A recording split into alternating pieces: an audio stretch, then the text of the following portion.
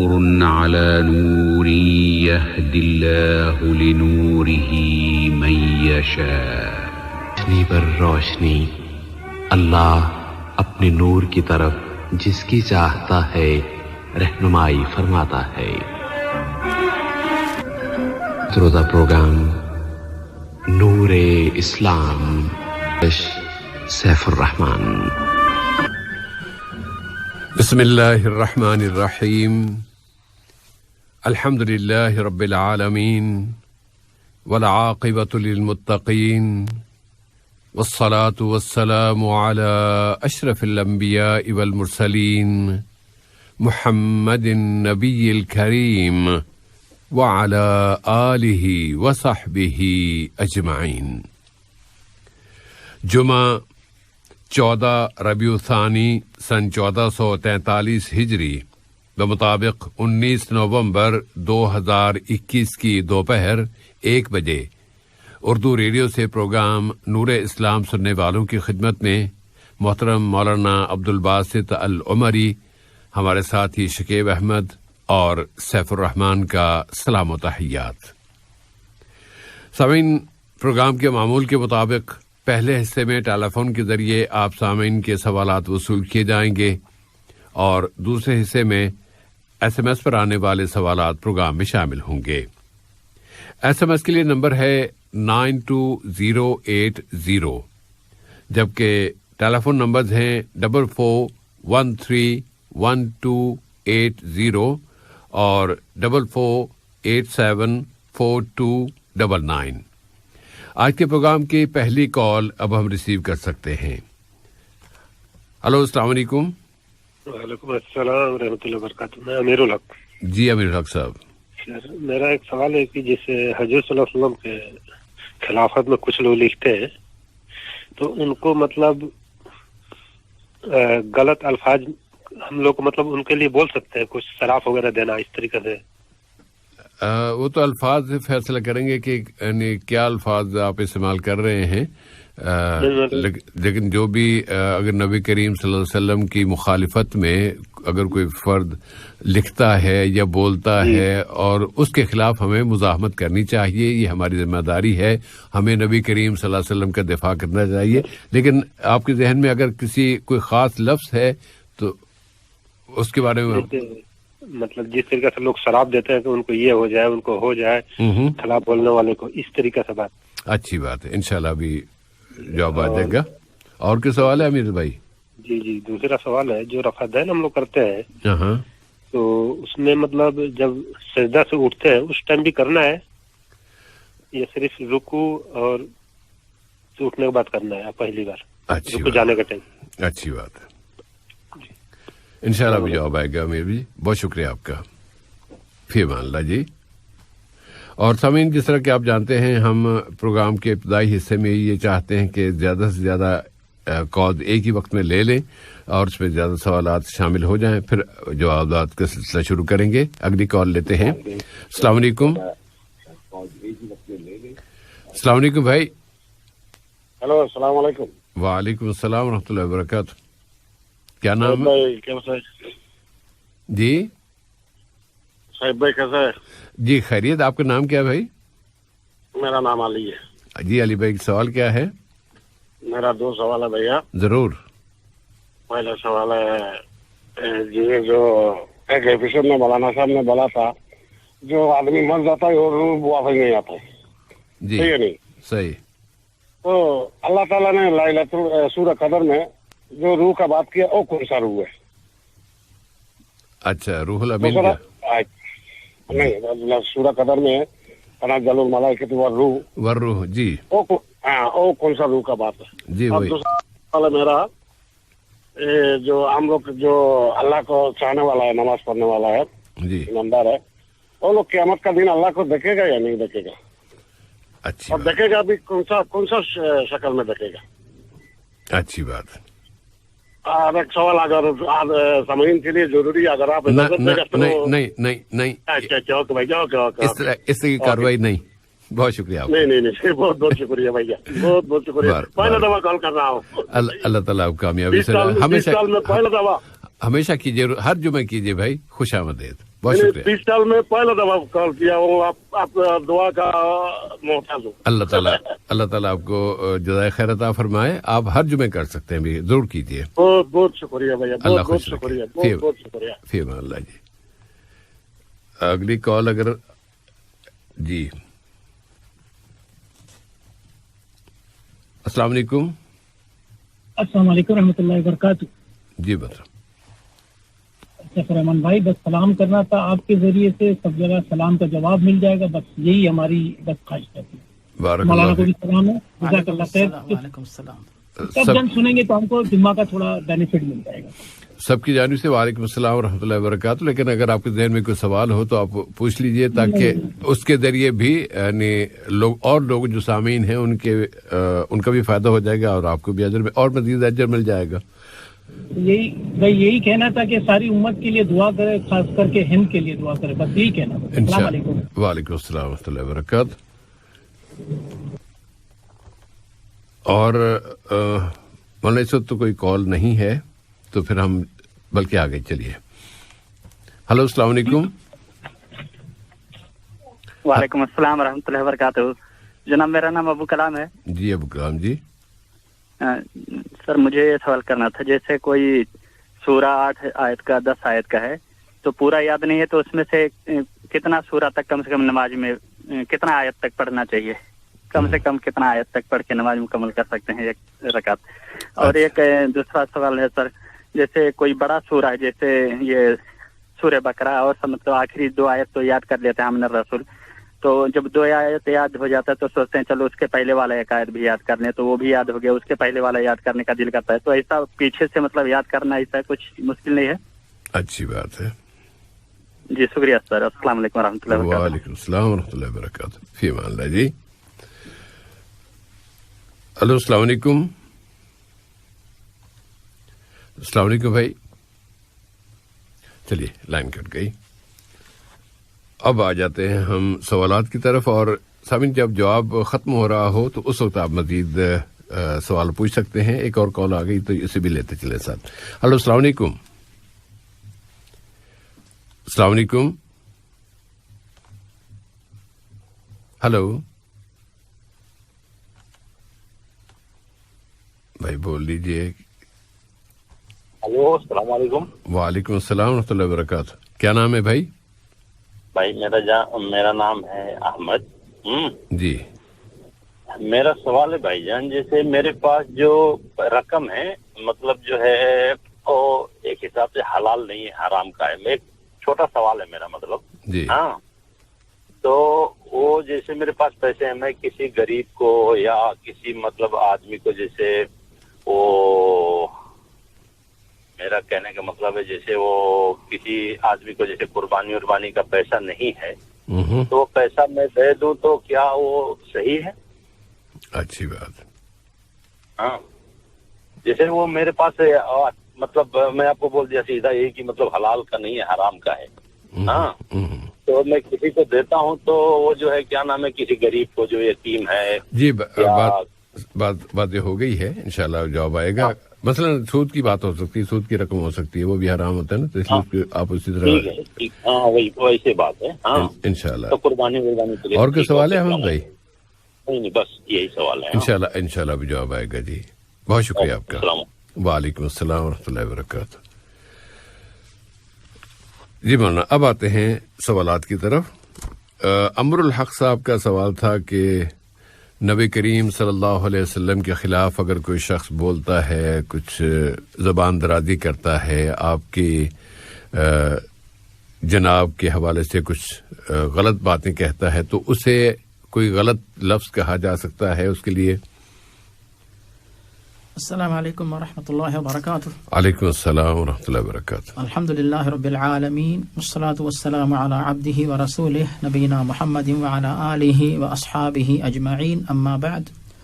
बिस्मिल्लाहिर रहमानिर रहीम।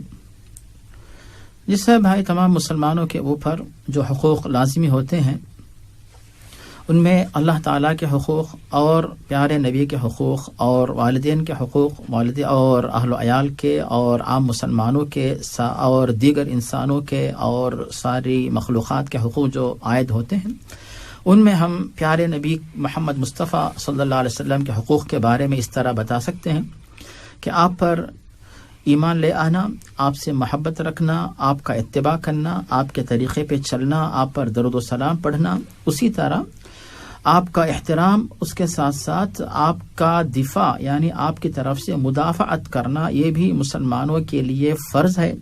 اگر آپ کے حق میں گستاخی ہو رہی ہو، بے حرمتی ہو رہی ہو، آپ کے بارے میں بد زبانی ہو رہی ہو، چاہے گستاخی وہ قلم کے ذریعے یا زبان کے ذریعے یا برتاؤ کے ذریعے، کسی بھی طریقے سے اگر وہ پیارے نبی کے حق میں گستاخی کر رہا ہو، تو اس کے بارے میں ہم سب پر، سارے مسلمان مرد و خواتین کے لیے ضروری ہوتا ہے کہ حتی الامکان جس طرح ممکن ہو پیارے نبی کی طرف سے مدافعت کریں۔ خود کوئی بھی مسلمان، کوئی بھی شخص خود اس کے بارے میں گستاخی ہو رہی ہو برداشت نہیں کرتا، تو پیارے نبی کی گستاخی ہو رہی ہو تو کوئی بھی شخص جو ہے اس کے ایمان کا تقاضا یہ ہے کہ اس بات کو برداشت نہ کرے۔ یہ ہو گئی پہلی بات۔ اور دوسری بات ہمیں یہ ملتی ہے سے بھائی کہ جو لوگ اللہ تعالیٰ کے بارے میں یا پیارے نبی کے بارے میں گستاخی کرتے ہیں تو ان کے بارے میں خود اللہ تعالیٰ نے قرآن مجید میں واضح کر دیا کہ لعنہم اللہ فی الدنیا والآخرہ، ایسے لوگوں کے اوپر دنیا و آخرت میں لعنت نازل ہوتی ہے، اللہ تعالیٰ کی طرف سے واضح کیا گیا۔ اسی طرح عذاب علیم کا بھی ذکر کیا گیا کہ ایسے لوگوں کے لیے عذاب علیم ہوگا، تو اللہ تعالیٰ کی طرف سے فیصلہ کر دیا گیا۔ لیکن اگر کوئی شخص سچی توبہ کرے، اس کی توبہ اللہ کے پاس قابل قبول ہو، تو پھر یہ معاملہ اللہ تعالیٰ کے اختیار میں ہوگا۔ تو صاحب یہ تو ہو گئی پہلی بات۔ اور دوسری بات یہ آتی ہے کہ اگر کوئی شخص اس طرح کا، ایک شخص یا کئی لوگ اس طرح کے پائے جاتے ہوں تو ان کے ساتھ دیگر مسلمان جو ہے کس طرح برتاؤ کریں، ان کے اختیار میں جو جو طریقے ہو سکتے ہیں وہ تمام طریقے اپنائیں۔ اور یہاں پر صاحب اگر کوئی شخص جو ہے بد زبانی کرتا ہو، ہم اگر بد زبانی کریں گے تو ہماری اپنی زبان تو گندی ہوتی ہے، لیکن اس یعنی بظاہر دنیا میں تو اس کا کوئی یعنی وہ یہ سوچتا ہے کہ مجھے ان کی گالیوں سے نقصان کیا پہنچے گا، اسی لیے ہم ایسے الفاظ یعنی اس طرح اپنی زبان استعمال کریں، قلم استعمال کریں جس کی وجہ سے جو ہے اسلامی تعلیمات کی، اخلاق کی خلاف ورزی نہ ہو اور مدافعت کا حق بھی ادا ہو جائے، اور اس شخص تک جو ہے یہ پیغام پہنچ جائے کہ مسلمان ایسی حرکت سے، ایسی گستاخی سے ناراض ہیں، نفرت کرتے ہیں اور اس کو ناپسند کرتے ہیں۔ ایسے شخص کو چاہیے کہ اپنے الفاظ واپس لیں اور اس کے بعد مسلمانوں کے حق میں معذرت کریں، تو یہ طریقہ اپنائیں، کیونکہ ویسے یعنی اپنی زبان پہ لعن طعن کرنا یہ تو انسان کے لیے آسان ہے، لیکن پیارے نبی جو تعلیم دیتے ہیں کہ مسلمان جو ہوتے ہیں لا یکونون لعانین ولا تعانین، کہ مسلمان لعن طعن نہیں کرتے ہیں، تو ادب کے دائرے میں رہتے ہوئے جو بھی مناسب طریقہ آپ اپنا سکتے ہیں اپنائیے۔ تو صاحب اس بارے میں مزید رہنمائی آپ فرمائیں۔ نہیں معلوم، میں رہنمائی نہیں، البتہ ایک چھوٹی سی بات ضرور عرض کرنا چاہوں گا، اور وہ یہ کہ نبی کریم صلی اللہ علیہ وسلم کے بارے میں اگر کوئی بھی شخص غلط الفاظ استعمال کرتا ہے تو ہمیں غصہ آتا ہے۔ اچھا، اب اس غصہ آنے کے نتیجے میں ہمارا رد عمل کیا ہونا چاہیے؟ کیا ہم اس غصے کو اسی طرح کی گالیاں دے کے ختم کر دیں اور معاملہ ہم اسی سطح پہ گر جائیں جہاں وہ گرا ہے؟ تو یہ تو اسلام کا ایک مہذب شخص سے بھی تصور نہیں کیا جا سکتا کہ وہ گالم گلوچ کرتا ہو، گندے الفاظ استعمال کرتا ہو۔ انسان کے پاس جس طرح کی اس کے ذہن ہوتا ہے، جس طرح کی ذہنیت ہوتی ہے، اسی طرح کا ذخیرہ الفاظ بھی وہ جمع کرتا ہے۔ جو غلط لوگ ہوتے ہیں ان کے پاس گالیوں کا ایک بڑا ذخیرہ ہوتا ہے۔ اسلام غلط لوگوں سے اور غلط کاموں سے، غلط الفاظ سے، غلط باتوں سے بچنے کے لیے حکم دیتا ہے، تو پھر اس کا ذخیرہ بھی ہمارے پاس نہیں ہونا چاہیے۔ ایسے میں کوشش پوری کی پوری یہ ہونی چاہیے کہ کسی طریقے سے، کسی انداز میں وہ کام ختم کرایا جائے جو کہ نبی کریم صلی اللہ علیہ وسلم کے حیات طیبہ کے حوالے سے، آپ کی ذات کے حوالے سے دنیا میں بہت سے لوگ کرتے ہیں۔ مثلا ابھی بھی اس وقت بھی یوٹیوب پر نبی کریم صلی اللہ علیہ وسلم کے خاکوں کی ویڈیو پڑی ہوئی ہیں، ہم اسے ڈیلیٹ نہیں کروا پا رہے ہیں، سارے پورا عالم اسلامی مل کر ڈیلیٹ نہیں کروا رہا یا کروا پا رہا۔ وہ کہتے ہیں یہ ہمارے ہاں یہ قانون ہے، ہم تو اس قانون پہ عمل کرتے ہیں، اور ہم اپنا بس دل محسوس لے بیٹھ جاتے ہیں۔ اسی طرح کبھی کوئی اور اٹھتا ہے، وہ اپنے خاکے چھاپ دیتا ہے، کارٹون بنا دیتا ہے، اور ہم پھر تھوڑا سا کچھ ملکوں میں توڑ پھوڑ کر دیتے ہیں، جلوس نکال دیتے ہیں، جلوس نکال کے غصہ بھڑک، اور جب اپنا غصہ نکل گیا تو جی مطمئن ہو گئے جی ہم نے حق ادا کر دیا. یہ تو حق ادا کرنا نہیں ہے. حق ادا کرنے کا طریقہ یہ ہے کہ جو منظم ادارے ہیں، جو ممالک ہیں، ان سے کہا جائے کہ وہ کوئی ایسا طریقہ اختیار کریں کہ مجموعی طور پر پابندیاں ہی لگ جائیں اس طرح کے کاموں پر. مثلاً ایک تجویز پیش کی گئی ہے اور اس پر اس کی تائید حاصل کرنے کی کوشش کی جا رہی ہے، وہ یہ کہ جتنے آسمانی مذاہب ہیں، عیسائیت ہے، یہودیت ہے، اسلام ہے، ان کے بارے میں کسی نبی کے بارے میں کوئی شخص کبھی بھی کوئی غلط بات نہ کہے. کوئی اب وہ اس پر وہ کہہ دیتے ہیں کہ جی ٹھیک ہے ہم تو انبیاء کے بارے میں نہیں کہیں گے، لیکن ہم آپ کے تو نبی مانتے نہیں، محمد صلی اللہ علیہ وسلم کے ہم نبی مانتے نہیں، اس لیے ہم تو بولیں گے. وہ پھر اس طرح بھی پھر وہ نکل جاتے ہیں. تو اس طرح کوششیں ہو رہی ہیں، لیکن اللہ تعالی کب کامیابی عطا فرمائے گا وہی بہتر جانتا ہے. جی صاحب بھائی، جہاں تک صاحب بھائی آپ نے جو بڑے یعنی مہذب اور ادب کے بارے میں بات بتائی، اس کی اہمیت جو ہے بہت زیادہ ہے. یہاں تک کہ صاحب بھائی دنیا کا سب سے بڑا جو دشمن ہے یعنی مسلمانوں کا، ایمان کا، جو کہ ابلیس ہے، تو اس کے بارے میں بھی صاحب بھائی یعنی ایک انسان کو سب سے زیادہ غصہ جو آتا اسی کے اوپر، کیونکہ کفر کا اور گناہوں کا جو اصل جو سبب ہے وہی ہے.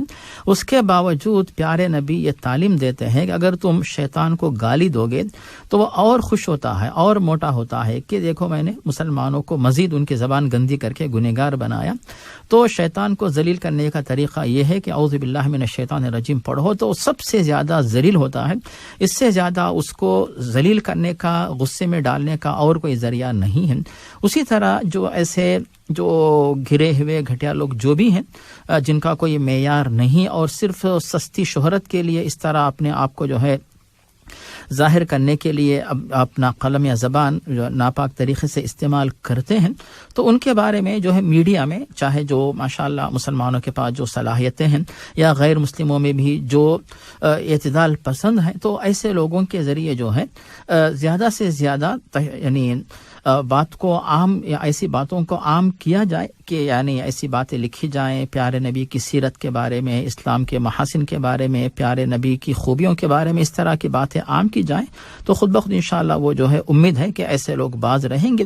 اور سے بھائی یہ تو یعنی جیسے آپ ایک بات سناتے ہیں بار بار کہ حق و باطل کے اندر جو کشمکش ہے، اس کا سلسلہ قیامت تک جو ہے وہ جاری رہے گا. تو اب اس کے اندر اس طرح وہ لوگ ایسی بدتمیزی کرتے رہیں گے، مسلمان مدافعت کرتے رہیں گے، اور اللہ رب العالمین نے دیکھنا چاہے گا کہ کون لوگ ہیں جو اس پر جو ہے اپنی یعنی صلاحیت استعمال کر کے مدافعت کرتے ہیں، کون اپنی زبان و قلم سے مدافعت کرتے ہیں، اور کون ایسے ہیں جن کے پاس ایمان صرف اتنا محدود ہے یا کمزور ہے کہ کم از کم دل سے جو ایسی باتوں سے نفرت رکھتے ہیں. تو یہ اللہ تعالیٰ کی طرف سے ایک شاید امتحان بھی ہے کہ ہر انسان کو چاہیے کہ اپنی اپنی حیثیت کے مطابق جو ہے مدافعت کر کے اللہ تعالیٰ کے دربار میں اپنے ایمان اور محبت نبوی کا ثبوت جو ہے وہ پیش کرے. جی صاحب بھائی جزاکم اللہ خیراً. امر الحق صاحب کا دوسرا سوال رفع دین کے بارے میں تھا، اور کہتے ہیں کہ جس طرح رکوع سے اٹھتے ہوئے یا رکوع میں جاتے ہوئے رفع دین کی جاتی ہے، اسی طرح کیا سجدے سے اٹھتے ہوئے بھی رفع دین کی جاتی ہے؟ یہ صاحب ہے جب ہم نماز کی جو مسنون کیفیت ہے اس سے متعلق جو احادیث ہیں ان کا مطالعہ کرتے ہیں، خاص طور پر بخاری اور مسلم میں حضرت عبداللہ بن عمر سے ان احادیث کی روشنی میں جو بات واضح ہوتی ہے وہ ہے کہ رفع الیدین کے جو مقامات ہیں یا اوقات ہیں وہ ہے سب سے پہلی بات جب تکبیر تحریمہ کا جو وقت رہتا ہے دونوں ہاتھ باندھنے سے پہلے، ایک تو ہو گیا پہلا وقت، اور دوسرا وقت جو ہوتا ہے رکوع میں جانے سے پہلے، اور تیسرا جو وقت ہوتا ہے رکوع سے اٹھ کر کھڑے ہونے کے بعد، اور چوتھا جو وقت ہوتا ہے رفع الیدین کرنے کا کہ جب ہم لوگ تیسری یا چوتھی رکعت یعنی 4 یا 3 رکعت والی نماز پڑھتے ہوں، اس وقت جو ہے ہم 2 رکعت مکمل کر کے یعنی اتحیات پڑھ کر کھڑے ہوتے ہیں، تو اس وقت جو ہے ہم رفع الیدین کریں، جسے عنوان مسنون مستحب بتایا ہے. تو ان 4 اوقات میں رفع الیدین کرنے کا ذکر ہمیں احادیث میں ملتا ہے. جس سے جزاک اللہ خیراً. علی صاحب کا سوال، اور سامعین اگر اس وقت کوئی کال آئی تو ہم لے لیں گے، لیکن میں سوال پیش کر دیتا ہوں. علی صاحب فرماتے تھے کہ آپ نے کہا کہ جو آدمی دنیا سے چلا جاتا ہے پھر وہ واپس نہیں آتا، تو یہ جو سورہ القدر ہے اس میں اللہ نے فرمایا ہے کہ تنزل الروح. اب وہ روح وہ کون سی روح ہے انسان میں اگر انسانی روح نہیں ہے تو؟ جس سے بھائی بے شک جو ہے بعض مفسرین اس طرح کی غلط فہمی پھیلانے کی کوشش کرتے ہیں جو کہ مناسب نہیں ہے، اور خاص طور پر جب یہ بات جو ہے واضح دلائل کی روشنی میں ثابت ہوتی ہے، جیسے سورۃ القدر کے اندر جو بتایا گیا کہ تنزل الملائکۃ والروح فیہا بإذن ربہم من کل امر، تو اللہ تعالیٰ نے اس بات کی وضاحت کر دی کہ فرشتے اور روح جو ہے اتر کے آتے ہیں، اور اس کے بعد اللہ تعالیٰ کی طرف سے ہر قسم کے فیصلے کا معاملہ لے کے آتے ہیں. اور اگر ہم یہاں موصوف کے سوچنے کے مطابق یہ مان لیں کہ اس سے مراد روح ہے، تو وہ کون سی روح ہے، کس کی روح ہے؟ دنیا میں تو کئی کروڑوں کی تعداد میں لوگ جا چکے، یہاں اس سے مراد کون سی روح ہے، اور وہ روح آ کر لوگوں کے کون سے فیصلے کرے گی، یا اللہ تعالیٰ کے فیصلے جو ہوتے ہیں تقدیر قسمت سنوارنے کے، تو وہ روح آ کر کس کے فیصلے سنوارے گی؟ اور جب روح کو اللہ تعالیٰ نے نزل بہ الروح الامین، اور روح الامین اتر کے آئے پیارے نبی کے دل پر، تو روح کی وضاحت اللہ تعالیٰ نے کر دی کہ اس سے مراد جو ہے حضرت جبریل علیہ السلام ہے. واضح طور پر اللہ تعالیٰ نے خود روح کی تفسیر کر دی. تو جو لیلۃ القدر میں اللہ تعالیٰ کی رحمت کے خصوصی فرشتے نازل ہوتے ہیں، اور ان تمام فرشتوں میں افضلیت اور فوقیت رکھنے والے جو فرشتے ہیں جبریل علیہ السلام، ان کو اللہ تعالیٰ نے روح کے لقب سے یاد کر کے یہاں پہ ذکر فرمایا. یہاں اس روح سے مراد جو ہے فرشتوں کے اندر افضل فرشتے جو جبریل علیہ السلام ہیں وہ یا اس سے مراد ہیں. اس سے مراد کسی کی روح نہیں ہے. اور ویسے روح آئے گی تو کرے گی کیا؟ جب اسے برزخ میں رکھا گیا تو دنیا میں آ کے کیا کرنا ہے؟ اس کے بستر پہ کوئی اور سویا ہوگا، اگر اس کی بیوی بیوہ ہو چکی ہے کسی اور سے اس نے نکاح کیا ہوگا تو کیا دیکھنے کے لیے وہ آئے گا؟ مثال کے طور پر تو مطلب یہ کہ اس کے آنے کی کوئی وجہ نہیں ہے اور ضرورت نہیں ہے. اور اگر وہ نیک روح ہے تو اسے جنت میں آرام ملتا ہوگا، یعنی جنت کی جو ہوا، جنت کا بستر، تو جنت کی خوشبو آتی رہے گی، تو وہاں سے آنے کو تو پسند کرے گا ہی نہیں. اور اگر وہ بری یعنی برے شخص کی روح ہے تو اس کو تو اللہ تعالیٰ نے برزخ میں قید خانے میں رکھا ہوگا، اور دنیا کے قید خانے سے بھاگنا تو مشکل ہے، تو پھر اللہ تعالیٰ نے جس کو قید خانے میں رکھا ہے وہاں سے بھاگ کر دنیا میں کیسے آئے گا؟ تو مطلب یہ ہوا کہ یہ جو باتیں ہیں جو کسی کی انسان کی روح کا واپس آنا دنیا میں، یہ ایک تو قرآن و حدیث کے بھی خلاف ہے اور انسان کی عقل کے بھی خلاف ہے. اسی لیے ایسی باتوں سے آپ جو ہے ایسی باتوں سے اپنے آپ کو جو ہے بچا کے رکھیں. اور جو تفسیر حقیقی تفسیر ہے وہ ہے روح سے مراد وہاں پر فرشتوں کے ساتھ ساتھ تمام فرشتوں میں افضل جبریل علیہ السلام و لیلۃ القدر میں آتے ہیں، اور جو نیک بندے ان کے حق میں دعائیں کرتے ہیں، اور اللہ تعالیٰ جن کی تقدیروں کو سنوارنے کا حکم دیتا ہے تو ان کی تقدیروں کو جو ہے وہ سنوار کے دنیا یعنی زمین سے واپس اللہ کی طرف جاتے ہیں. جی صاحب بھائی، جزاک اللہ خیرن. اور سامعین اگر ابھی کوئی سوال پوچھنا چاہیں تو وہ نمبر ڈائل کر لیں، اور یا ابھی رابطہ کر سکتے ہیں. اور یہاں میں ایک موقع سے فائدہ اٹھاتے ہوئے ایک بات عرض کرنا چاہوں گا، اس دوران میں آپ نمبر ڈائل کر لیجیے گا. ورنہ یہ جو سورہ یاسین میں آتا ہے نا، ایک نیک آدمی کے حوالے سے وہ تمنا کا اظہار کر رہا تھا، کاش میری قوم کو پتہ چل جاتا کہ اللہ نے مجھے جنت عطا کر دی ہے. تو اللہ تعالیٰ اگر روح کو ہر رمضان کے مہینے میں ایک دفعہ بھیجتا ہے تو پھر وہ کہہ دیتا کہ ابھی تمنا نہ کرو، تم جب جاؤ گے نا اور اگلے رمضان میں بھیج دو تو تمہاری قوم کو جا کے تم بتا دینا. تو روح وہاں پر پھر تو یہ قرآن آپس میں ٹکرا گیا نا. تو اس طرح وہ تنزل الملائکۃ والروح، وہاں کے روح کا ترجمہ اگر اس طرح کیا جائے جس طرح کے کوئی صاحب سمجھے ہیں تو پھر تو قرآن کے آپس میں ہی آیتیں ٹکرا جائیں گی. تو اور قرآن کی آیتیں کبھی ایک دوسرے سے ٹکراتی نہیں ہیں. جس صاحب آپ نے جو بات بتائی واقعی دلیل برحق ہے. قیل ادخل الجنہ قال یا لیت قومی یعلمون بما غفر لی ربی وجعلنی من المکرمین، جو ہے اسی کی طرف جو ہے آپ نے جو اشارہ فرمایا بالکل یعنی مستند دلیل ہے. جی صاحب بھائی، جزاکم اللہ خیرن. اگلے سوال ہے محترم علی صاحب کا کہ قیامت کے روز اللہ تعالیٰ کا دیدار ہوگا؟ اگر ہوگا تو کس شکل میں؟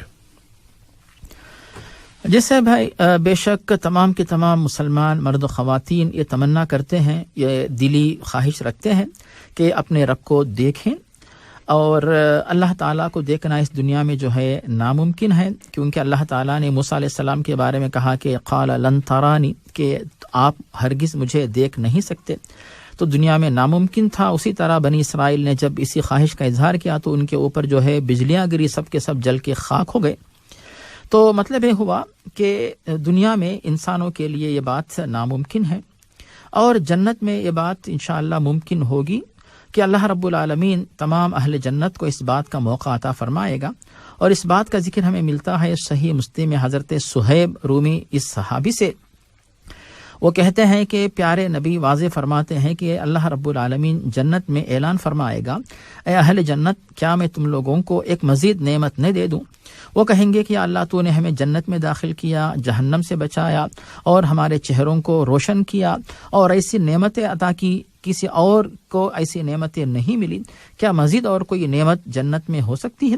حالانکہ جنت میں کھانا پینا، عیش و آرام ہو رہے، سب خوشیاں ہوں گی، اور موت کبھی نہیں آئے گی، ایسی بہت ساری خوشیاں وہاں پہ ہوں گی۔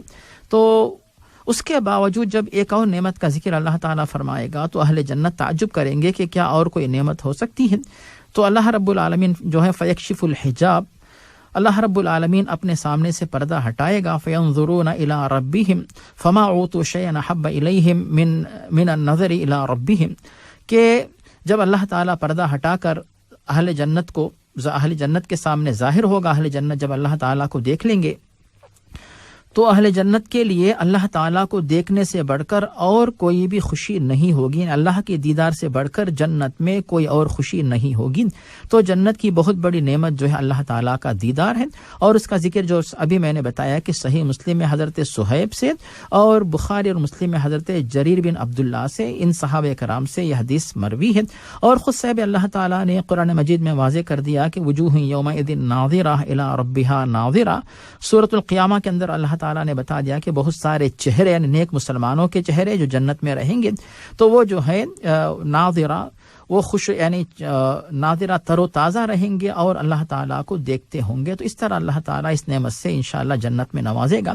اسی لیے دنیا میں علماء اس بات کی بھی تاکید کرتے ہیں کہ جب آپ بہت ساری دعائیں کریں گے، اس بات کی بھی دعا کریں کہ اللہ تعالیٰ ہمیں اور آپ کو، سارے جو اہل جنت ہیں مرد و خواتین، سب کو جو ہے اللہ تعالیٰ کا دیدار نصیب فرمائے۔ جسے بھائی جزاکم اللہ خیرن، اللہ تعالیٰ ہمیں اس قابل بنا دے کہ ہم جنت میں داخل ہو سکیں، تو اس کے بعد دیدار ہو جائے گا۔ جی صاحب بھائی، بہت بڑی اہم تاکید ہے، اور اس کے بارے میں ابھی سوچیں، کیونکہ صاحب بھائی جب آخری گھڑی آئے، آخری سانس نکل جائے، اس کے بعد تو کوئی موقع نہیں کہ ہم جنت کے لیے، دیدار کے لیے محنت کریں گے، کوشش کریں گے، موقع نہیں رہے گا۔ تو جب تک موقع ہے اس دنیا کی زندگی سے بھرپور فائدہ اٹھائیں۔ اور صاحب بھائی دنیا کی زندگی چھوٹی ضرور ہے، لیکن آخرت کی قیمت جو ہے حاصل کرنے کے لیے بہت اہم ہوتی ہے۔ جب ایک دفعہ زندگی چلی جائے گی پھر نہیں ملے گی، تو اس زندگی سے بھرپور فائدہ اٹھا کر آخرت کی کامیابی کی تیاری ابھی سے کر لیں۔ جی صاحب بھائی جزاکم اللہ خیرن۔ ابھی ایک کال آ رہی تھی، آتے آتے چلی گئی ہے، اگر دوبارہ آ جائے تو ہم ویلکم کہیں گے۔ جی السلام علیکم۔ وعلیکم السلام۔ جی محترم، کیا نام ہے؟ میں فخر الدین بول رہا ہوں۔ جی فخر الدین بھائی، کیا سوال ہے؟ چھوٹا سا مسئلہ ہے۔ جی بھائی، یہ سوال کا جواب ہم کو دیجیے۔ ایک بار میں نے پوچھا تھا، اچھا، اور آج پھر پوچھ رہا ہوں۔ جیسے کوئی 4 بھائی لوگ ہیں، اور والدین اس کا حیات ہے، با حیات، اور وہ چاروں بھائی میں سے 2 بھائی، ایک بھائی اس کو یہ لوگ کیس کر دیتے ہیں، ہمارا جائیداد ہم کو چاہیے، ہمارے نیپال کے قانون کے حساب سے مل جاتا ہے، تو وہ لوگ کیس کر دیا۔ اگر کیس نہیں کرتا تو 4 حصے میں بانٹتا، چاروں بھائی کو ملتا۔ کیس کر دیا تو اس کی وجہ سے 6 حصے میں تقسیم ہو۔ کتنے ویسے کتنے سمے؟ 6 حصے میں، 6 حصے، ایک والد کا، ایک والدین کا، اور 4 بھائی کا قانون نے تقسیم کیا ایسے۔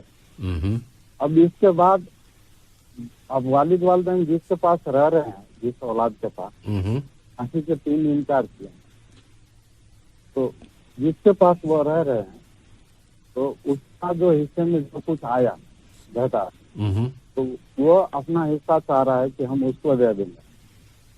کس کو دے دیں؟ والدین کو دے دیں؟ والدین کا اس کا خواہش ہے کہ میرے حصے میں جو آیا، کیونکہ یہ لوگ تو کوٹ تک لے گیا، تو جو میرے حصے میں آیا اور جو اولاد اس کو خدمت کر رہا ہے تو میں اپنے حصے کا جائیداد میں اس کو دے دوں. اچھا، اگر اس کو دے رہا ہے تو اس کو لینا کیا جائز ہے؟ اچھی بات. کیونکہ باقی کے جو ٹیم ہے وہ لوگ اس کو نہیں دیکھ رہے ہیں، اس کو خدمت نہیں کر رہے ہیں، کچھ کھاؤ پیو مرو جیو، اس سے اس کو کوئی لینا دینا نہیں. اور ایک کے پاس ہے جو اس کو جہاں سے ہو رہا ہے جیسے ہو رہا ہے اپنا وہ بیچارہ. اچھا، ہمارے فخر الدین بھائی، آپ کے ہاں ایسا مسلمانوں کے لیے الگ سے قانون نہیں ہے کہ جس میں اسلامی شریعت کے مطابق ان کے ہاں جائیداد تقسیم ہوتی ہو؟ ایسا کچھ نہیں ہے؟ نہیں صاحب، جس کو پرسنل لا کہتے ہیں نا انڈیا میں، جی اس طرح کا پرسنل لا مسلمانوں کے لیے نیپال میں نہیں ہے؟ نہیں. اچھی بات. چلیے پھر دیکھتے ہیں وہاں کی جو قانون ہے اسے ہی ہمیں ماننا پڑتا. اچھی بات. انشاءاللہ دیکھتے ہیں بھی مولانا اس کے کیا جواب عطا فرماتے ہیں. بہت شکریہ آپ کا بھائی. فی امان اللہ. مولانا اگلا سوال لیتے ہیں. ابو کلام صاحب کا سوال کہ اگر ایک سورت ہے جس کی آیات 10 ہے، اور مولانا ایک اور کال ہے وہ بھی لے لیتے ہیں. السلام علیکم. السلام علیکم. وعلیکم السلام ورحمۃ اللہ. جی 107 نہیں ہے جی، اپنا نام بتا دیں، سوال بتا دیں، کیا پوچھنا چاہتے ہیں محترم؟ جی حمید اللہ نام ہے جی میرا. جی عید جی سر جی، پتہ یہ کرنا تھا، پاکستان میں نا جب ہم اثر کے پہلے 4 سنت پڑھتے ہیں. کس سے پہلے؟ اثر کی نماز، عشاء کی نماز سے پہلے، ٹھیک ہے. یہ جو دوسری رکعت ہوتی ہے نا اس میں بیٹھنے تحیات میں، تو اس میں ہم رب جعلنی مقیم مسئلہ آخری دعا ہوتی ہے نا اتنے تک پڑھتے ہیں. پھر تیسری رکعت میں اٹھتے ہیں تو سبحانک اللہم سے شروع کرتے ہیں. تو حدیث میں جو اسی طرح ہے جی. اچھی بات ہے جی. اور دوسرا سوال ہے جی کہ امام مسجد جو ہے اس کے لیے اس کے اوپر پگڑی رکھنا لازمی ہے، کیونکہ ہماری طرف ایک امام مسجد کے پیچھے لوگ نماز نہیں پڑھتے، وہ سر کے اوپر پگڑی نہیں باندھتا ہے، ٹوپی رکھتا ہے سر. جی اچھی بات ہے جی. انشاءاللہ جواب آئے گا بھائی. ٹھیک ہے، جزاک اللہ. بارک اللہ فیکم جی. فی امان اللہ. جی مولانا، سوال ہے ہمارے ابو کلام صاحب کا کہ اگر 10 آیات کی صورت ہو تو اس میں سے کتنی آیتیں نمازیں پڑھی جائیں کہ نماز ہو جائے؟ جیسے اس کے بارے میں ہم پہلی بات یہ کہیں گے کہ بے شک نمازوں میں سورۃ الفاتحہ پڑھی جاتی ہے، اس کے بعد مزید سورت جو ہے وہ پڑھی جاتی ہے. جو دوسری سورت پڑھی جاتی ہے اس کو ضم سورہ یعنی ذات سے ضم سورہ کہتے ہیں. اور جو دوسری سورت جو پڑھی جاتی ہے اس کا پڑھنا جو ہے یہ بعض علماء نے اسے واجب بتایا ہے، بعض علماء نے سنت مؤکدہ یعنی ہمیشہ پیارے نبی نے پڑھا ہے. لیکن اگر کسی وجہ سے کوئی شخص جو ہے چھوڑ دیتا ہے تب بھی نماز ہوگی لیکن ثواب سے محروم ہوگا، اس لیے اس طرح نہ کرے. اب آتی ہے بات سے بھائی کہ کم از کم کتنی تلاوت یعنی کتنی آیات کے پڑھنے سے جو ہے وہ رکعت مکمل ہوتی ہے. تو اس کے بارے میں بعض علماء نے سورۃ الکوثر کو سامنے رکھا کہ سورۃ الکوثر جو کہ قرآن مجید میں سب سے چھوٹی سورت ہے، جس میں سب سے کم آیات ہیں، 3 آیات ہیں، اور سورت جو ہے اس کی لمبائی بھی بہت چھوٹی ہے. اس معنی میں اگر کوئی شخص جو ہے 3 آیات سے کم اگر پڑھتا ہے اس کی نماز یعنی اس کا حق ادا نہیں ہوگا. یا پھر اسی طرح سورۃ الکوثر سے کوئی آیت اگر چھوٹی اگر پڑھتا ہے یعنی اتنی لمبی آیت نہ پڑھے تو وہ اس کے اندر بھی جو ہے نماز میں کوتاہی ہوگی. تو یہ بعض علماء کی تحقیق ہے، لیکن اس کے بارے میں شیخ ابن باز رحمہ اللہ اور دیگر علماء کی تحقیق یہ ہے کہ پیارے نبی کی طرف سے ایسی کوئی پابندی نہیں بتائی گئی کہ آپ جو ہے لازماً 3 آیات یا اس سے زیادہ پڑھیں یا اتنی طویل آیت پڑھیں. کیونکہ ایک ایسا بھی جو ہے ایک ثبوت ہمیں ملتا ہے کہ پیارے نبی صلی اللہ علیہ وسلم نے ایک دفعہ جو ہے سورۃ زلزال کی ایک آیت جو ہے فَمَن يَعْمَلْ مِثْقَالَ ذَرَّةٍ خَيْرًا يَرَهُ وَمَن يَعْمَلْ مِثْقَالَ ذَرَّةٍ شَرًّا يَرَهُ، اس کی تلاوت بھی کی تھی لیکن آپ نے اس کو بار بار دہرایا تھا. تو مطلب یہ ہوا ایسی کوئی پابندی نہیں ہے. لیکن دنیا میں کوئی ایسا مسلمان نہیں جسے ماشاءاللہ یعنی 3 آیات سے کم یاد ہو یا پھر اتنی چھوٹی صورت بھی یاد نہ ہو. اسی لیے ہم یعنی اکثر علماء جو کہتے ہیں کہ کم از کم 3 آیات پڑھیں, اس کی پابندی اگر کرتا ہے 3 یا 3 سے زیادہ تو یہ زیادہ بہتر رہے گا. لیکن کوئی ایک ہی آیت ہے جو بڑی ہے, مثلا جیسے وہ موصوف کہہ رہے تھے آمن الرسول, تو صاحب آمن الرسول کے اندر جو ہے وہ جو 2 حصے ہیں, 2 آیتیں ہیں, تو ایک آیت خود ماشاءاللہ 4 لائنوں کی ہے, 4 سطروں کی ہے, تو اس اعتبار سے جو ہے آپ وہ پڑھ لیتے ہیں.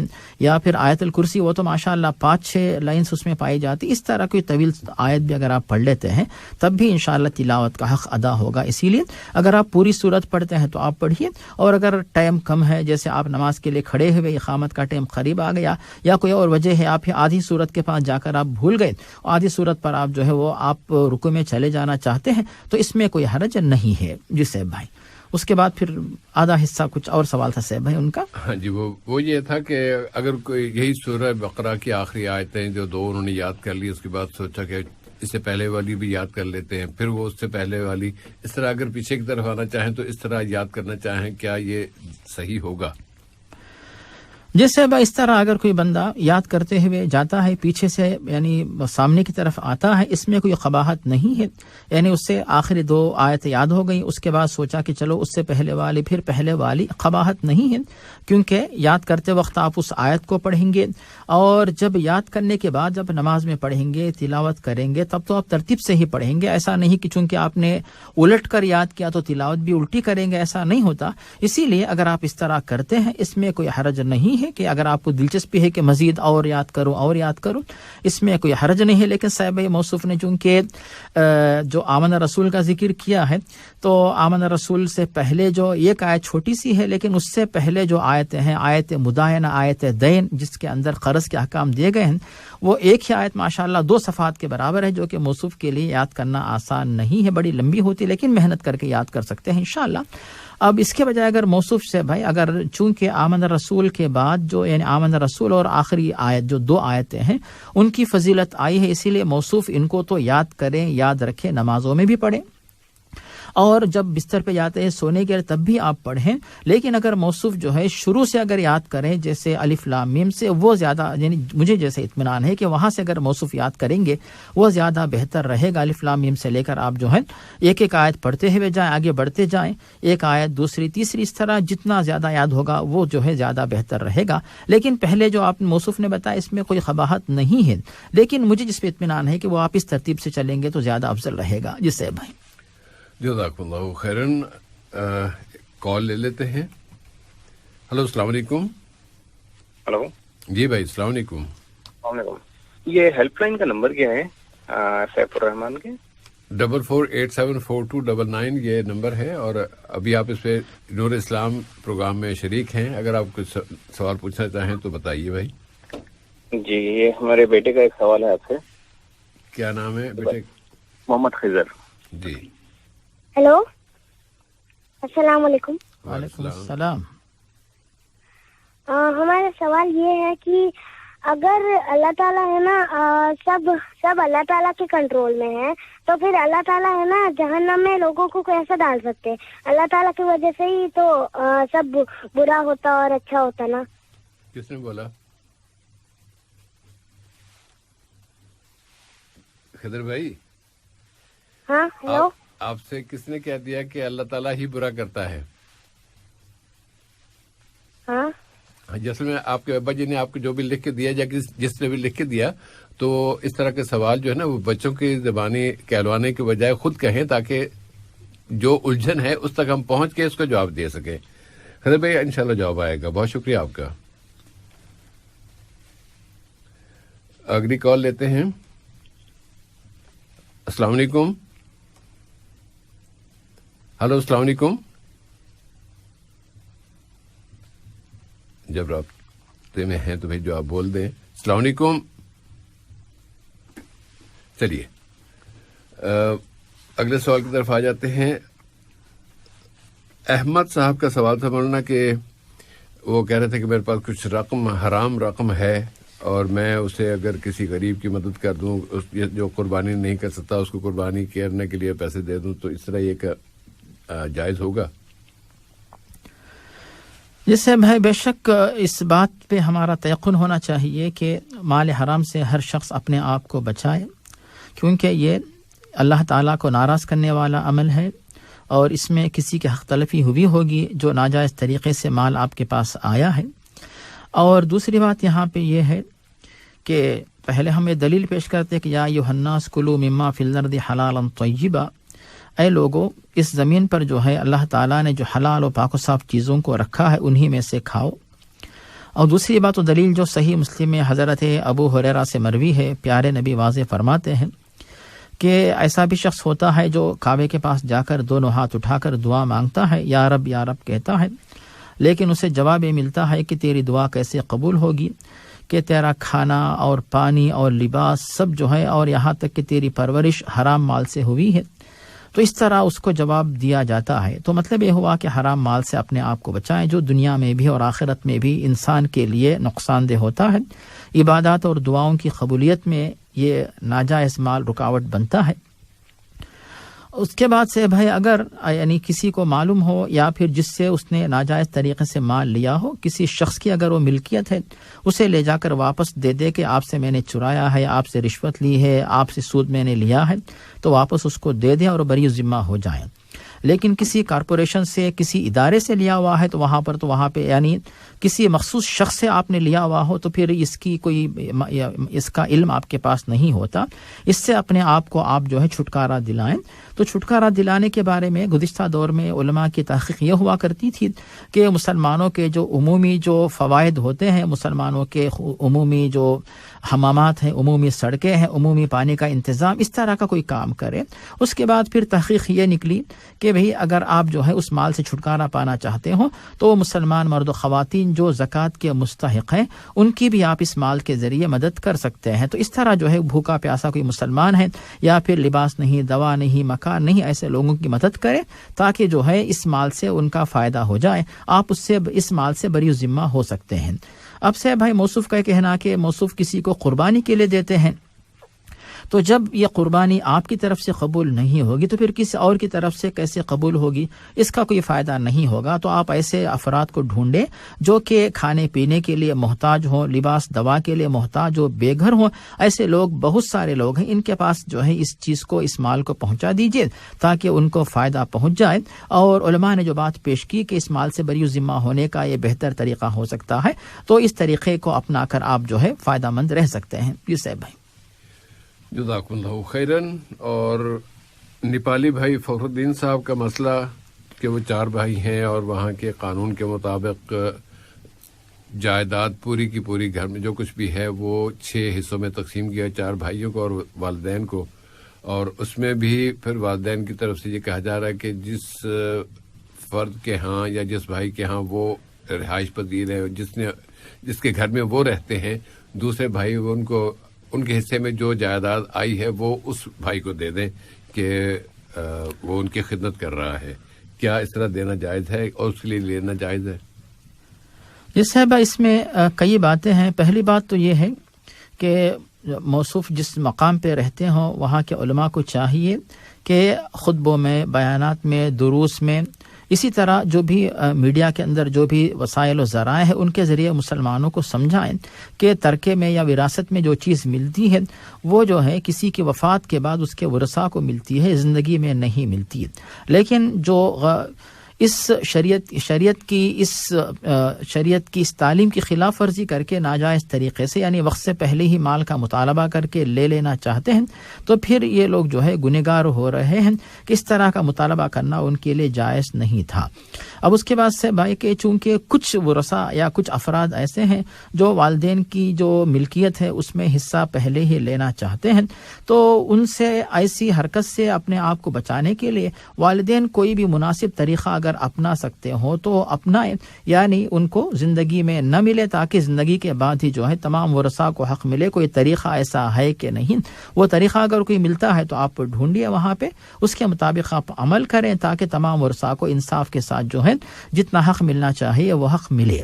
اب آتی ہے بھائی کہ اگر ایسا کوئی طریقہ نہیں ہے، پھر وہاں کا جو مقامی جو عدالت ہے وہاں کی عدالت نے اس طرح کا فیصلہ کر دیا ہے، تو اب جو ہے معاملہ والدین کے اختیار سے باہر چلا گیا، اب اس میں والدین کے ہاتھ میں کچھ بھی نہیں، یعنی اس پہ افسوس نہ کریں، پریشان نہ ہو۔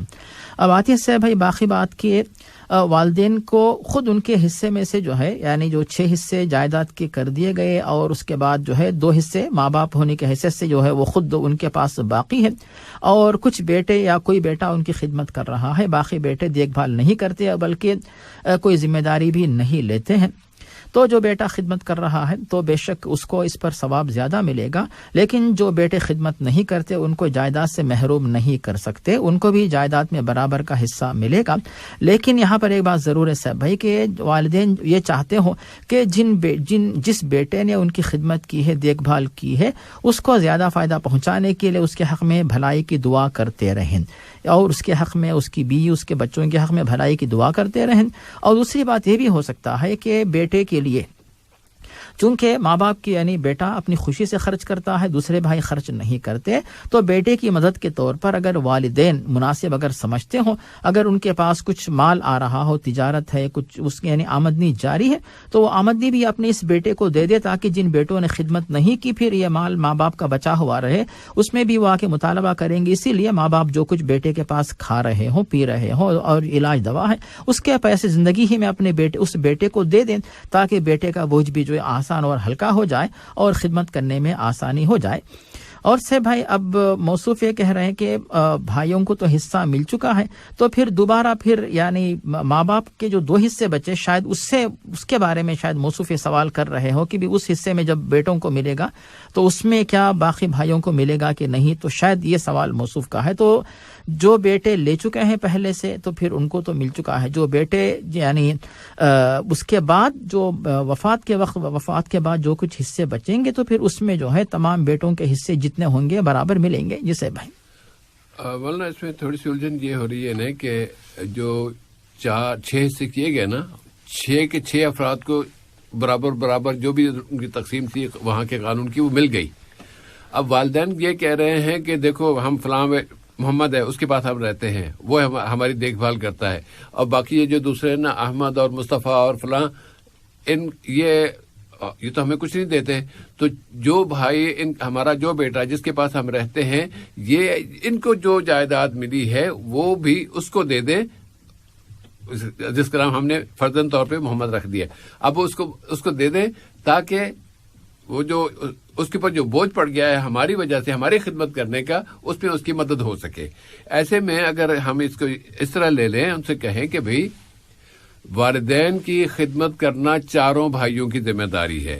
ایک بھائی کے ہاں رہتے ہیں، ظاہر ہے کہ اب وہ دہا کے تو نہیں رہیں گے کہ آپ ہو سکتا ہے جہاں ان کو ویزا ہی نہ نکال پائیں، جہاں پر بھی وہ رہتے ہیں صرف رہنا ہی تو نہیں ہوتا نا، کھانا پینا، کپڑے، علاج، معالجہ، سر اس طرح کے اخراجات ہوتے ہیں، تو ان اخراجات میں دوسرے بھائیوں کو بھی چاہیے کہ وہ اس میں حصہ لیں، ان کو کوئی رقم بھیجتے رہیں تاکہ وہ سارا بوجھ ایک بھائی پر نہ ہو۔ یہ جو مسئلہ تقسیم جائیداد کی تقسیم ہوئی ہے یہ ایک الگ مسئلہ ہے، اس کو الگ رکھیے، اور والدین کو بھی یہ نہیں چاہیے کہ وہ ان سے مطالبہ کر دیں کہ سارے بھائی جو ہے نا وہ ساری جائیداد جو ہے نا وہ اس بیٹے کو دے دیں جس کے ہاں ہم رہتے ہیں۔ یہ والدین کا جواب یا مطالبہ غلط ہے، نہیں کر سکتے وہ یہ مطالبہ۔ البتہ یہ ضرور کہنا چاہیے کہ بھئی ہماری اخراجات کی ذمہ داری تم 4 پر ہے، ایک کے گھر پہ ہم رہتے ہیں، باقی 3 کو بھی چاہیے کہ وہ کچھ نہ کچھ رقم بھیجتے رہیں تاکہ سارا بوجھ ایک اوپر نہ پڑے۔ جی سر بھائی، جزاک اللہ خیر۔ مولانا اگلی یا سوال ہے کہ عبید اللہ یا عبداللہ، پاکستان میں عصر اور عشاء کی نماز سے پہلے 4 رکعت غیر موقدہ پڑھی جاتی ہیں، اور اس میں بھی 2 رکعتوں کے بعد جو تشہد پڑھا جاتا ہے وہ تشہد کے بعد پھر درود شریف کے بعد پھر رب جعلنی مقیم الصلاۃ یہاں تک پڑھتے ہیں اور پھر تیسری رکعت کے لیے اٹھتے ہیں۔ کیا یہ عمل نبی کریم صلی اللہ علیہ وسلم کی سنت کے مطابق ہے، حدیث کے مطابق ہے یا نہیں؟ جی صاحب، یہاں پر سب سے پہلے بنیادی بات یہ ہے کہ کیا عصر سے پہلے اور عشاء سے پہلے جو 4 رکعت کا ذکر آیا ہے وہ ثابت ہے کہ نہیں؟ اس کے بارے میں بعض روایات ملتے ہیں، رحم اللہ امرأن صلی قبل العصر 4، کہ اس بندے پہ اللہ کی رحمت نازل ہو جو عصر سے پہلے 4 رکعت پڑھتا ہے۔ تو ان روایات کے بارے میں شیخ ابن باز، شیخ البانی، شیخ ابن عثیمین، ان کی تحقیق یہ ہے کہ یہ روایات ضعیف ہیں. پہلی بات تو یہ ہے. بات ہی دوسری بات، اگر کوئی بندہ عصر یا عشاء سے پہلے یعنی سنت موقدہ تو نہیں، نفل نماز پڑھنا چاہے تو تحت الوضو 2 رکعت الگ سے، پھر تحت المسجد 2 رکعت الگ سے پڑھے، اس طرح جو ہے ثواب کما سکتا ہے. اب تیسری بات، جو بھی سنت کی نماز ہے، چاہے یعنی سنت موقدہ ہو یا نفل نمازیں ہوں، اگر کوئی بندہ جو ہے پڑھنا چاہے تو اس کا طریقہ یہ ہے کہ ایک ساتھ 4 رکعت نہ پڑھے بلکہ 2 اور 2 کے حساب سے پڑھے. جیسے ظہر سے پہلے 4 رکعت سنت موقدہ کا ذکر ہے، بعض روایات میں 2 کا بھی ذکر آتا ہے. اگر کوئی شخص 2 رکعت ہی پڑھنا چاہے تو ٹھیک ہے. اگر زیادہ ثواب پانے کے لیے ظہر سے پہلے 4 رکعت پڑھنا چاہے تو اس کے لیے بہتر طریقہ یہ بتایا گیا کہ 2 رکعت پڑھے، اس کے بعد سلام پھیرے، پھر 2 رکعت الگ سے پڑھے. کیونکہ اس کا ذکر ہمیں ملتا ہے اس حدیث میں جو بخاری اور مسلم عبداللہ بن عمر سے مروی ہے. پیارے نبی واضح فرماتے ہیں کہ صلاۃ اللیل مثنا مثنا، رات کی جو غیر فرض نماز ہوگی اس کی جو کیفیت ہوگی وہ 2-2 کے حساب سے پڑھی جائے گی. اور علماء نے اس پر قیاس کر کے دن کے اندر بھی جو سنت و نفل نمازیں ہوں گی ان میں بھی جو ہے 2-2 رکعت کے حساب سے ان کو بھی پڑھا، وہ بھی نمازیں پڑھی جائیں گی. اور ایک اور دلیل جو ہے ابو داؤد، ابن خزیمہ، ابن حبان، ان علماء نے جو ہے صلاۃ اللیل والنہار مثنا مثنا اس کو بھی مستند بتایا ہے کہ دن یا رات جو بھی جو ہے سنت اور نفل نمازیں پڑھی جائیں وہ جو ہے 2 اور 2 کے حساب سے الگ کر کے پڑھی جائیں. لیکن اگر کوئی شخص ایک ساتھ 4 رکعت پڑھنا چاہتا ہے، یعنی ایک تو طریقہ بتایا گیا کہ ایک ساتھ 4 رکعت پڑھنے کا ذکر ہمیں نہیں ملتا ہے، 2 اور 2 کر کے پڑھیں. لیکن اگر کوئی شخص 4 رکعت پڑھتا بھی ہے اس کے لیے یہ طریقہ نہیں بتایا گیا کہ جو ہے اس کے اندر آپ جو ہے 2 رکعت کے بعد تشہد کے بعد درود اور دوسری دعائیں پڑھیں، پھر اٹھ کر کھڑے ہو کر تیسری رکعت کے اندر سبحانک اللہم پڑھیں. تو سبحانک کی جو دعا ہے وہ جو ہے نماز کے آغاز میں پڑھی جاتی ہے، نماز کے درمیان نہیں پڑھی جاتی. اور تشہد اول کے اندر جو ہے درود اور دوسری دعا نہیں پڑھی جاتی بلکہ تحیات پڑھ کر جو ہے جیسے ہم ظہر کی فرض اور عصر کی فرض میں پڑھتے ہیں وہ طریقہ 4 رکعت والی نماز میں ہوتا ہے. لیکن جب ہم اس طریقے کو چھوڑ دیں کہ 4 رکعت چھوڑ کر 2 اور 2 کا طریقہ اپنائیں تو یہ تمام الجھنیں انشاءاللہ ختم ہو جائیں گی. جی صاحب بھائی.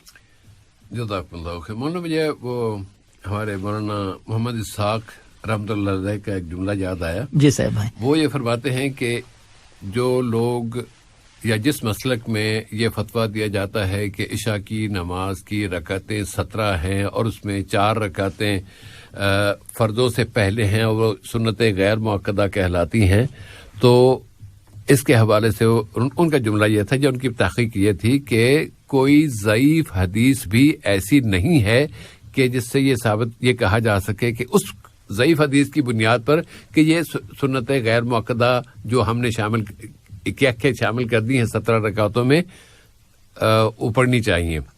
نہ صحیح حدیث ہے نہ ضعیف حدیث ہے.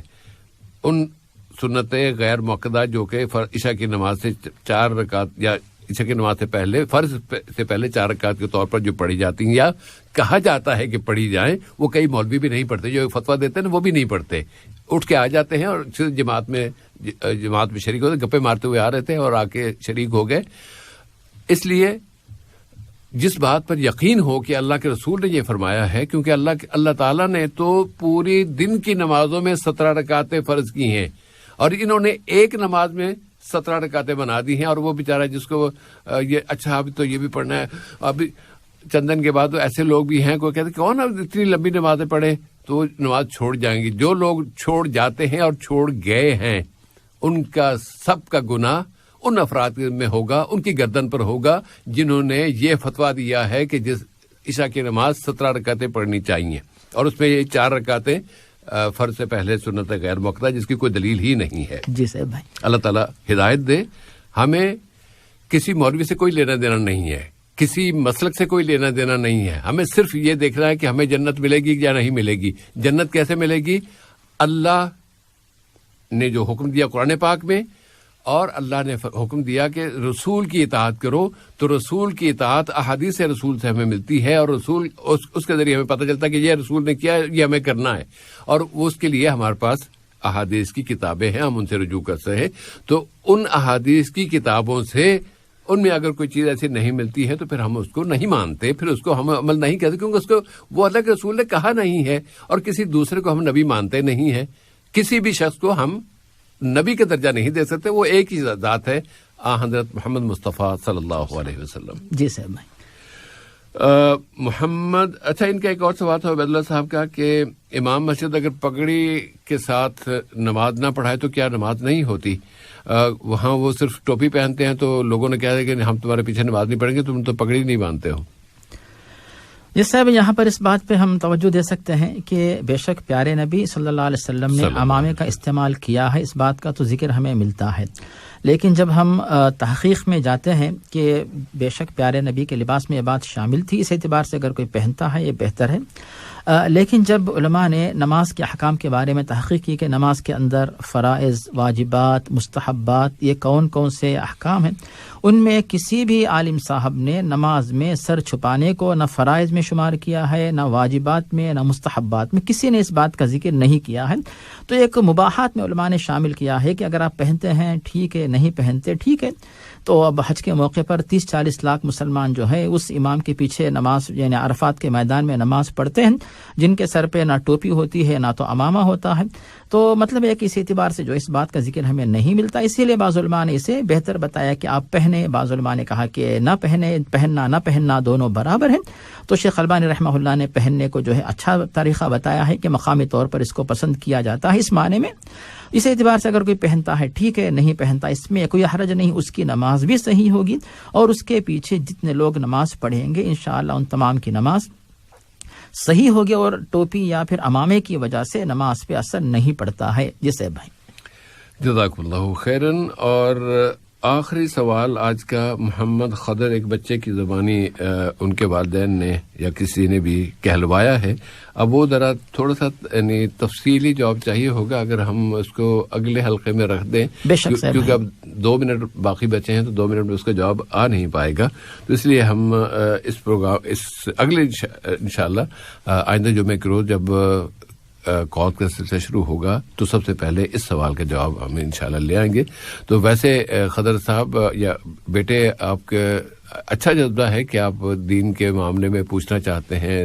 یہ آپ کے لیے اللہ تعالیٰ اس میں مزید آپ کے علم میں اضافہ فرمائے اور آپ کے جذبے کو قبول فرمائے. لیکن جو سوال آپ کے ذہن میں آیا ہے، اگر باقی آپ کے ذہن میں آیا تو پھر تو بہت اچھی بات ہے کہ آپ اس طرح بھی سوچتے ہیں. لیکن اگر کسی نے آپ سے کہا کہ بیٹے تم ذرا یہ پوچھنا اور ہمیں تو ذرا شرم آتی ہے یا ہمیں تو ایسا ہوتا ہے، تو پھر ایسے لوگوں کو چاہیے کہ وہ دین کے معاملے میں اگر کوئی الجھن ہے تو وہ اس میں نہ شرمائیں. ہم سب لوگ جتنے بھی ہیں مسلمان، ہم سب سیکھتے ہیں اور سیکھنے کا عمل جاری رکھنا چاہیے. بلکہ ہمارے تو نبی کے صلی اللہ علیہ وسلم کو اللہ نے یہ حکم دیا ہے وَقُلْ رَبِّ زِدْنِي عِلْمًا. اے نبی صلی اللہ علیہ وسلم آپ اللہ سے یہ مانگیے کہ اے رب میرے علم میں اضافہ فرما. تو ہم تو اس نبی کی اتباع کرنے والے ہیں جس کو پہلا حکم اقرا کر دیا گیا تھا. تو اس لیے اس معاملے میں کبھی لوگ کیا کہیں گے، وہ فلاں کیا ہو جائے گا، اس طرح کی باتوں کو اپنے ذہن میں اہمیت نہ دیجیے. بلکہ جو بات بھی ہے آپ کے ذہن میں کوئی الجھن آتی ہے، ہمیں بھی ہمارے ذہن میں بھی آ سکتی ہے. ہم دوسروں سے پوچھتے ہیں، پڑھتے ہیں، مطالعہ کرتے ہیں، دوسروں کی کہی ہوئی باتیں سنتے ہیں، دوسرے پروگرام سنتے ہیں. یہ سارے ذرائع ہیں آج کل کے دور میں جن سے ہم اپنے علم میں اضافہ کر سکتے ہیں. اور یہ عمل ساری زندگی رہنا چاہیے کہ اطلب العلم من المہدی الی اللحد. بہت بہت شکریہ محترم مولانا عبدالباسط العمری صاحب کہ آپ تشریف لائے اور آپ نے سامعین کے سوالوں کے جواب عطا فرمائے. سامعین، پروگرام کے آخری حصے میں آخری بات جو ہم اکثر عرض کرتے ہیں اور وہ یہ کہ جن علاقوں میں ابھی ایک صاحب کی کال بھی آئی تھی نا جو کہہ رہے تھے کہ خاص طور ہمارے اپنے ملک کا نام لے کے کہہ رہے تھے کہ ہمارے ملک میں جس طرح کے حالات ہیں اس پہ مسلمانوں کو جس طرح تنگ کیا جا رہا ہے. اور مسلمان تو اس وقت دنیا کے بہت اسلامی غیر اسلامی کئی ممالک ایسے ہیں کہ جن میں مسلمانوں کو تنگ کیا جا رہا ہے. کہیں کچھ لوگوں کی خبریں آپ باہر آ جاتی ہیں، کئی خبریں باہر نہیں آتی. سب کے لیے ہم ہمیشہ دعا گو رہنا چاہیے. اللہ تعالیٰ ان کی مدد فرمائے، ان کی نصرت فرمائے، ان پر رحم فرمائے، ان کی بخشش فرمائے، ان کے گناہوں کو بخش دے تاکہ وہ اس عذاب سے نکل سکیں. اگلی ملاقات تک کے لیے اجازت. والسلام علیکم ورحمۃ اللہ وبرکاتہ. وصلی اللہ علی نبینا محمد وعلی آلہ وصحبہ وبارک وسلم. يلا يا شباب